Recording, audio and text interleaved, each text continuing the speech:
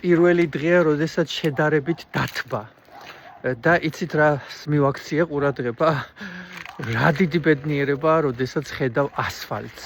რამე თუ აქამდე ასფალტის ნაცვლად იყო თოვლი. ბევრ თქვენთაგანს მოსწონს თოვლი და ეს თეთრი სილამაზე, მაგრამ აი რა რჩება თოვლის შემდეგ? რჩება ჭუჭყი, ტალახი. სალომე?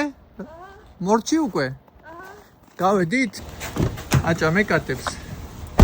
რაო? რა თქვეს კატებმა? მიაო. მიაო.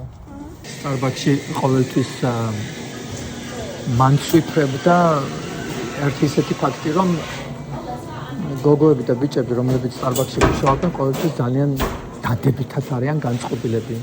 მოღიმარე, კარგ ხასიათზე და ასე შემდეგ. მე დავასკვენი და შევისწავლე, რომ თურმე ერთ-ერთი შემადგენელი ნაწილი ამ დაქირავების პოლიტიკის არის ფსიქოლოგიური ტესტები, რომლებსაც მომავალ მუშაკებს უტარებენ, რათა დაზუსტებით იცოდნენ, რომ პოზიტიური ადამიანები იმუშავებენ ამ დაწესებულებაში.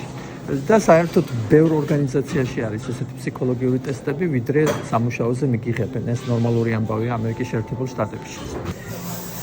ჩემი გოგო ელოდება ყავას. გაუმარჯო.